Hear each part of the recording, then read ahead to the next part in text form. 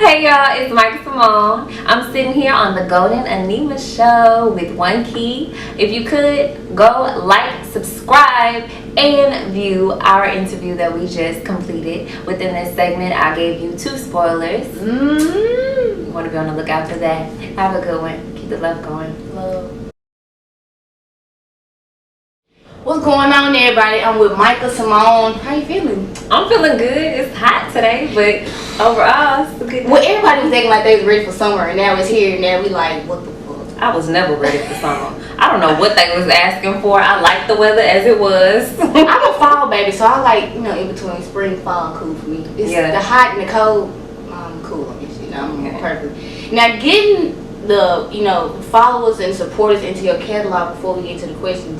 Singles right now, you got Loud, you got Breaking No Rules, you got 332, which in my opinion is my favorite from you. And then you got My Man, and then you got Angelic. Yes. Projects right now, y'all, you got I Saw. Visuals right now on YouTube, y'all need to go look. Take, you got Loud, and you got Angelic that we were just talking about, which is to me a great video. Thank you. Because the most recent one, but I know your most previous ones were getting, a lot of views. And this one now is starting to catch. It only been out a couple weeks, so y'all make sure y'all go get that and look at that on YouTube right now. Getting into the questions though, Mikka, you early in your career, been in a few years. What has inspired you to lay down tracks? Have you always sang or? I think I sang mostly as a kid, freestyling and also like remixing other people's songs. So as a child, I would remix like people that I knew in the neighborhood. They was doing music that was like my age, but I would call them and I would sing them the remix to their song. And then all of a sudden, it was like 5 of us on the call, and they was just like, sing it again, sing it again, sing it again. So that's kind of the inspiration. At the time, I was going to school in Marietta. Okay. Yeah, so I say I'm from the tri-state area, Marietta, Memphis, Mississippi. Right. Yeah. Shout out Arkansas. Shout out Arkansas. But so, in that area, you started just remix. Was it like social media, or you just was like doing it on your own, like recording, and then you would tell them about it?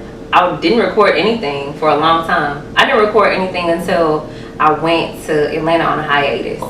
And I met up with some people that had like an in-house studio, and then they knew rappers. So all of a sudden it's like 15 of us in a room recording the song, and it was a lot, but it was enough experience for me to say, I want to do that. Right, so from that experience though, you felt as if this is my opportunity to go ahead and use my talents, use the gift God gave me. Since I'm already around these people, just go ahead and shine. I sought them out. So you was networking? In a way, yeah. See, I was networking. Right. That's what I'm feeling like. You took it out upon yourself. Because when other people remix other people's songs, you want them to hear it, but it's really like, let me just do this so I can get my little following. But you network, it's like, that's a different thing. People don't usually do that. You don't usually reach out to the person that you're remixing, which is, I'm like, yeah, networking, because you get far as fuck networking. You get like extremely far just figuring out, I guess, where you want to go. Because how did you even get in that position of Atlanta? How was that, how you even met? Well, I was in college. So at the time of being in college and performing all the time for people, well, I started dancing when I was like 13. So 13, being on stage all the time, I was like, I could do this. I want to do this. Going off and doing it in college was like a different experience altogether. So when you do one thing in college and then they see that you can do something, I ain't gonna say they exploit you, but they use it to their advantage, therefore allowing me to practice my talents and hone on, my abilities, and then going on to do that, and it just mutated into this. That's what's up though. I mean, you love the story, like when it come together, when you put in that work, nobody see that, but then when it come together, it's like, damn. So in school, you were performing a lot? Yeah. Maybe just like school performances, or what? Was it city performances? Or? School performances, talent shows, intermission acts and stuff like that, competitions, just all types of stuff. Just putting yourself right there, y'all. That's how you get this shit going. Honestly, I'm into artists who like to push themselves like that, like put themselves in the showcase, put me in a talent show, because who knows who's gonna see you? Like you said, you just got the hiatus out of nowhere. That's great. How have you been pursuing your career though? How you think you've been pushing? You've been doing a lot of shows, you've been trying to drop singles. How have you been pushing your music? I've been trying different things, like different formulas to see what really works. But I think what works the most is just constantly putting out something for somebody to hear. Because you never know what resonates with who. Right. So you really just trying to feel for the following right now, basically. Just trying to understand what the mass is like from you. Kinda. But it's weird because most of the time when people like songs from me, it'll be my least favorite song. I'd be like, why do they like that song? Like this other one, so I can do more of that. so example. Now I want to know an example. What song right now do you feel that is getting the most love, but you feel like you don't really? For a while, I felt like Minaj from my first project got the most love. But you feel like when you after you record it, you're like, nah, they not gonna. I was like, they not gonna mess with this song. They are not gonna like this song, but I liked it. Damn. But I didn't like it to the point where I was like, they gonna like this. Right. But then it dropped it in, motherfuckers were like, yes. Okay, that's crazy. Any other songs you feel like are your favorite right now? It's one that's unreleased, which is my favorite, and I think a lot of other people's favorite. It's called My Language. I'm gonna be releasing the lyrics. I'm doing something different. See, okay. Give us Artistry, because that's what we need right now. Especially, you consider yourself an R&B artist, yes or no? Let's get that out first, everybody. What genre are we reaching for, Michael? Because, of course, we love R&B, but then you got this alternative thing going. And what are we calling it? Neo soul. What are we going for? You know what? If I had to just bottle myself up. Look, y'all. I'm bringing that up. I would say that I'm a contemporary R&B artist, only because the contemporary aspect of it is being able to be artistic. Within that, like I can sprinkle some alternative, I can sprinkle some pop into it. I can slow it down or I can speed it up. So I like to say contemporary R&B just to keep it. I appreciate that because we were just talking about Aaliyah, so I feel like she was giving us that maybe before we knew what was even happening, because her voice was angelic, she could blow, but at the same time she would give us Timberland would give her up tempo and beat, like, what is this? Is this a hip hop song or is this? Is she singing on this? So that's crazy. Do you feel like that though? Like Aaliyah was kind of giving us that? I feel like she gave us a little bit of what she wanted and also what we liked. Yeah. So I can say that most times I seek out engineers that make trap beats because they just feel good to me. Ooh. So I can sing to it, but the men gonna rock to it too. But that's crazy because that means you could use whatever beat and rock that motherfucker. Like, if it didn't give you all these hi-hats, you still can slow it down. Yeah, sometimes it's all about the voice. Right. That's crazy. Okay, so what was the process of making our song? How did that go about? Were you in school or how was it? I had written our song when I was in school, and when I wanted to make it concrete, not only to myself, but also to my spirit guides, my ancestors, whoever backing me, that this what we doing. So I'm putting the work in, so y'all can get behind me on it. And I found a producer on Facebook. Actually, somebody told me about a producer that was doing like a packaging where I could record a package or record an album, and I was like, okay, well I don't have any beats, but I do sing and blah blah blah. I sent him my acapellas and he told me to come. So I traveled to Atlanta for like not a month. I traveled there for like 2 weeks, recorded weeks straight, 11 songs, and got the project done. And then I received the project, of course, sometime after that, after everything was complete. But I just wanted to push myself to see, is this what I really want? Yeah. and to be honest, that's crazy because half these artists not willing to do that. Because sometimes you hear rappers even say, oh, I'm going to go in here and I'm going to do 5 songs in a row. Or I might not leave till I do whatever, something else. But that's crazy that you actually locked in with him and got that shit done. And of course he mixed it and mastered it. Right, because you essentially knocked all that shit out in one. But did you like that process? Did you like the fact that he worked with solely you for that time being? Yes. honest, I'd rather that. Right. If I can find that, like, that situation again, where I can just work with one producer, one engineer, somebody that can, you know, orchestrate the beat for me, as well as record me, add whatever he needs to add to it, and bring it to life. You know, if we can make magic like that, it's hard to find. It's hard. That's hard to find. I'm thinking about Summer Walker and how her recent baby daddy, London on the Track, one of my favorite producers. Yes, he's very talented. Music makers of all time. Yes. I met his uncle. It was weird, but yeah. Does he make music? Does his uncle make music? No. It was random. I'm like, look, did the uncle make music? But to me, it's like he blessed her with that last CD because he did every beat. I'm knowing he probably engineered most of it. Well, he didn't have to, whatever, he had to engineer that. But to feel that special with one producer, I'm just like, that is crazy. Because you get that feeling of, okay, he's trying to make sure it's secure for me type thing.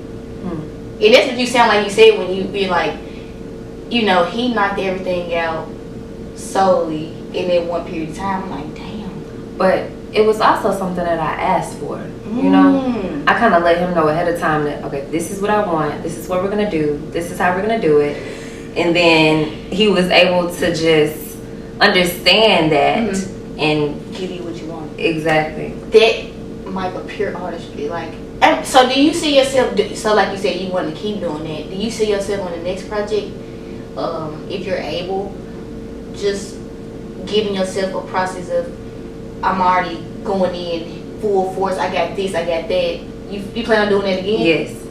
I've tried it the other way. Right. The first way is preferred. I've tried it the alternative where you go to all these different producers and it's just too messy. And you just waiting around for so much, like you have not knocking it because if that's your grind, not knocking it, but you do wait on so much. Because even in a rapper's career, you waiting for somebody to give you the beat, you gotta record it, you gotta get it sent back. Yep. That's a long ass process. Artistry, y'all. I mean, it sounds like Micah is trying to put herself in position to further yourself. Fuck the following. Push myself. Yes. Because a lot of people get caught up in just trying to get it out. But they're trying to make sure it's pure. And that's like, I think that's what we need these days. We need something pure and give us your artistry. And that's all I'm hearing from you. That's crazy. Thank you. Are you able to express your music more from performances, or do you think visuals give you more expression, or how do you feel about, you know, performing live? Performing is that's top tier to me. It's top tier because I do my own stunts, so I get to do stunts on stage. It was this one performance. Side note, it was this one performance I did. Nobody knew that I was about to bring a bed on stage. I brought a whole bed on stage and I jumped off of it. Yeah. And I just like doing stunts on stage. So if I'm in a position to do stunts and also entertain, I love to entertain. So if I'm in a position to entertain as well as, you know, project the message that's being received, this top tier to me. Yeah, like that's fucking artistry because you're giving the people what they want. You're giving them different shit every time. Who the fuck expecting somebody to bring a bed? Like, but this gonna make me remember you. Like, who was that chick that had the bed? Like, yeah, that I mean, honestly, I'm from a woman's standpoint, I'm loving that you are pushing the shit out of yourself because I feel like that's what's gonna get you to the next step, wherever you want to be at. I mean, anything in life, you know, pushing yourself. Because I get down on myself a lot. I'm like, bro, you know. Especially being a woman, somebody might not take you seriously. Anybody might not take you seriously. So, us taking ourselves seriously as a woman, look, y'all, look, man. How are you feeling right now about Angelic in the feedback? I like the feedback for Angelic. I've gotten a couple response. I think the most common response that I've gotten is that it's a song that makes you want to be in love, and that's how I felt when I listened to it back. Like after I had recorded it, I was like, yeah, I want to put some love into this song. So the very first time you finished recording, you was like, yeah, this is a love track. To me, it's a love track, but it's giving the title, like it's giving soothing. It's like it's making you wanna chill type. It's giving very contemporary R&B, which I can appreciate. I can totally appreciate that. But like I was saying about 332, that was so R&B for me. I was like, cause like the breakdown at the end, I was like, damn. I don't think females doing that. Like, at least in this area, from if you're not blowing up, I'm like, females not doing that or paying attention to the artistry like that no more. I was like, damn, I can appreciate that. So yeah, 332 and Angelic right now on YouTube. And I can't believe that, like I said, you, from what I'm hearing, are pushing and grinding like a motherfucker. Can we expect any more singles or visuals anytime soon, or showcases anytime soon? Well, you'll definitely be expecting, you definitely should be expecting some visuals. I'm trying to roll this project out a little differently, kind of caterpillar fly. So the next visuals I'll probably be doing soon are My Language and Insomnia, which are 2 unreleased tracks. And I'm really excited to share it. So stay tuned to my platform on Instagram at 6 and Bliss. That's the number 6, which is my life path number. M is representation of my name, Micah, and Bliss is what we all are here to seek. And then YouTube. Follow me and subscribe on YouTube. Subscribe, y'all. Subscribe. Before I let you go, I got some rapid questions. You can answer short answer. Long, it doesn't matter. Up tempo or down tempo beat? Both. And look, we heard that. Stay tuned because the 2 spoilers I can't wait to hear, because now I'm like, what are we gonna get? What are we gonna get? Single, EP, or album when you drop? What do you prefer? You pay for it the same way. It's all the same price. I don't know. So what you think more effective? Well, at least for your following, what you think right now is gonna get the most push? That's a good question. I think singles are doing better for me. I mean, people think that a lot because, like you said, people need to keep hearing stuff. So that's very true. Yeah. Singles, for me, if I was an artist, not an artist, I would say singles, because I guess that's like the platform for YouTube and EPs. I guess I love albums, but sometimes people don't give what we need, or maybe it's their second or third album. It's like, damn, it wasn't the first album, so maybe you should have gave us less songs. I don't know. But yeah, singles are cool. Hip hop or R&B? It's a tough one, y'all. Hip hop. Hip hop? Yes. Okay, you gotta tell me why. Why hip hop? Hip hop because I freestyle in my car. I freestyle with my friends, and if I didn't have hip hop, if I didn't have rap, then I probably wouldn't sing. I mean, that's a great age point, because we all freestyle. I'm not an artist, but I do freestyle. Damn. Okay. She said hip hop, y'all. Feature or no feature? This is for you and for other people's music. You like getting on people's songs, or do you like people on your records? Or I love getting on people's songs. Now, I haven't had too many people get on my songs just yet, but I've had a couple people ask me to get on my songs, and I feel like, I don't know, I feel like when I'm asked, then I gotta show out. Right. So I like when I'm able to just do enough and they like it. Or I show out and they like it. Right. I don't want to overshine anybody on their song, but hey, sometimes that happens. Sometimes that's just life. I thank you for sitting down with me. Y'all know I love sitting down with women, empowerment. I just love it. And this whole interview's been amazing because it's been positivity throughout the whole thing. Go follow her on Instagram. Subscribe to her YouTube, y'all. All the visuals I told y'all about. 2 spoilers that she told y'all about. Shout out to me. I got that for y'all. Mikka Simone, One Key. Go on and name what y'all love.